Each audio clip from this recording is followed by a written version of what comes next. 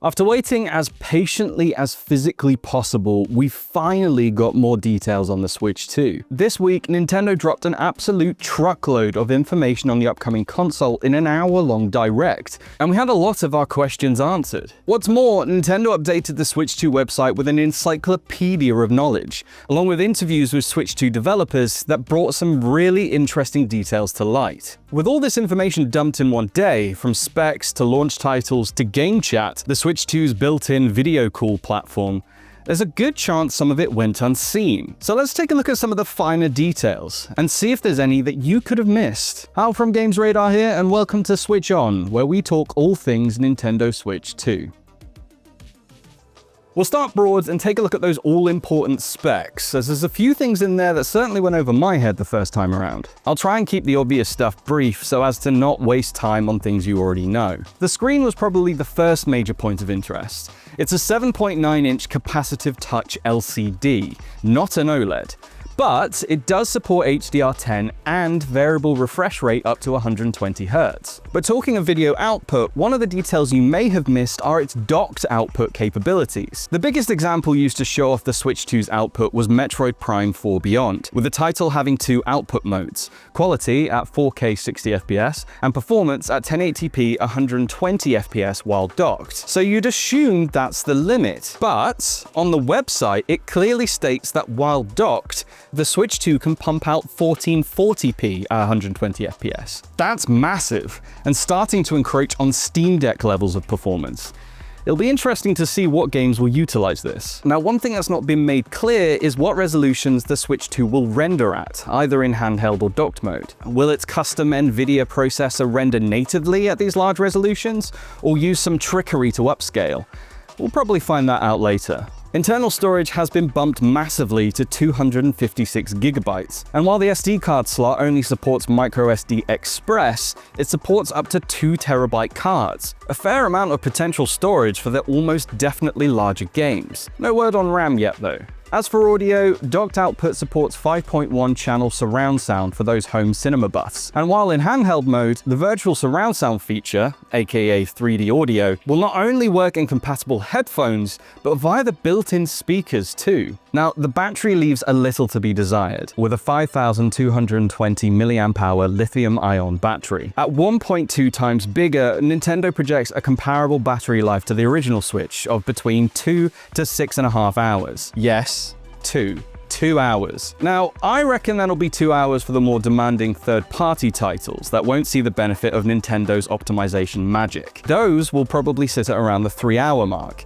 with the less demanding or unupgraded original Switch titles reaching higher battery life. Now, speaking of upgrading Switch titles, there's some really interesting info here too. To quickly recap, Nintendo revealed Switch 2 editions of original Switch games, with these upgrades ranging from improved general performance, additional support from the Switch Online app, and in some cases, all new content. If you already own the game on the OG Switch, you can pay to upgrade them to the Switch 2 edition, instead of paying outright for the game again. Nothing new here, but still a welcome option. But what's really cool is if you have a Nintendo Switch Online plus expansion pack subscription, Nintendo's premium online service, you can upgrade some of these titles to the Switch 2 edition at no extra cost. So that means the die-hard Nintendo Switch fans with the expansion pack subscription, who will most likely have a lot of these games already, are being rewarded by Nintendo for their loyalty. Now, at the moment, Breath of the Wild and Tears of the Kingdom are the only two games included in this, but they're also the only two games that don't have all new additional content beyond graphical and performance enhancements, unless you count access to the new Zelda Notes feature in the Nintendo Online mobile app. So as more existing original Switch titles receive the Switch 2 edition treatment,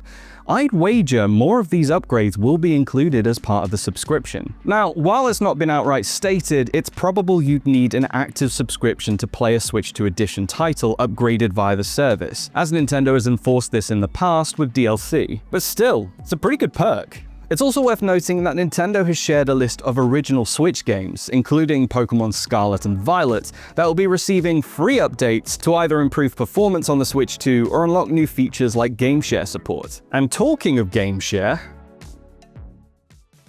Nintendo was keen to show off this new Switch 2 feature, reminiscent of download play on the Nintendo DS, a way of playing multiplayer games with friends on multiple units where only one player needs to actually own the game. There are some limitations though, and the website spells it out pretty clearly. There are two ways of sharing and playing a game via GameShare. Via local wireless, a Switch 2 console can share a game to a player with either a Switch 2 or even an original Switch. But you can also use GameShare over the internet via Game Chat to party with friends on a Switch 2. But not an original Switch, as that won't have Game Chat. As this is a new Switch 2 feature, you can't share from an original Switch either locally or online. But the fact that the OG is included at all is pretty neat. The list of compatible games is pretty limited at present, and mostly only OG Switch games. But Nintendo does say that more titles will become available to share in the future. Now, talking of original Switch games, let's talk backwards compatibility.